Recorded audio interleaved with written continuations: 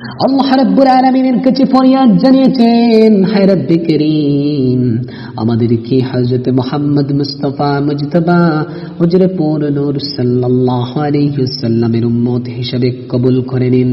প্রার্থনা জানিয়েছেন, আবেদন করেছেন, কিন্তু আল্লাহ রাব্বুল আলামিন ওই সমস্ত পয়গম্বরদের কি করেন নাই, দোয়াকে কবুল করেন নাই। শুধুমাত্র হযরত ঈসা আলাইহিস সালাতু ওয়াস সালামের দোয়াকে আল্লাহ রাব্বুল আলামিন কবুল করলেন।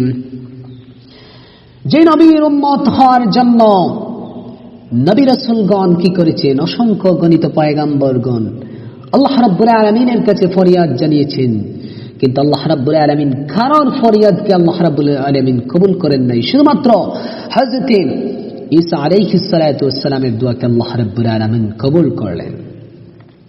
সেই নবীর উম্মত হতে পেরে আমরা খুশি না বেজান? নিশ্চয় আমরা খুশি। কেননা আল্লাহ রাব্বুল আলামিন বলেন, কুনতুম খায়রা উম্মাতিন উখরিজাত লিন-নাসি তা'মুরুনা বিল মা'রুফি ওয়া তানহাউনা 'আনিল মুনকার। আল্লাহ রাব্বুল আলামিন আয়াতের মধ্যে জানিয়ে দিন, সর্বোত্তম সর্বশ্রেষ্ঠ জাতি হচ্ছে উম্মতে মুহাম্মাদী। সুবহানাল্লাহ। সেজন্য প্রিয় হাজিরিন, আমরা সেই নবীর উম্মত হতে পেরে খুশি না বেজার?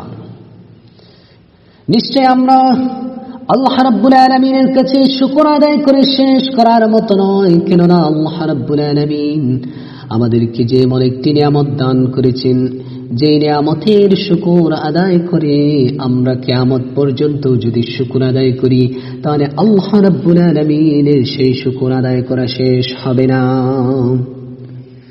সেজন্য আমরা কি হব?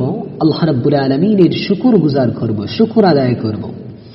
কারণ আল্লাহ রাব্বুল আলামিন বান্দা যখন তার রবের প্রশংসা করে, তার রবের আনুগত্য করে, তার রবকে সে কি করে, তার রবের প্রশংসা করে, আল্লাহ রাব্বুল আলামিন ওই সমস্ত বান্দাদেরকে মহব্বত করেন, ওই সমস্ত বান্দাদেরকে নিয়ামত আরো বেশি বেশি করে দান করেন। আর যে সমস্ত বান্দারা আল্লাহ রাব্বুল আলামিনের নিয়ামত পেল, নিয়ামত ভক্ষণ করলো, তার শুকর আদায় করলো না, সেজন্য আল্লাহ রাব্বুল আলামিন কঠিন ভাষায় জানিয়ে দিচ্ছেন,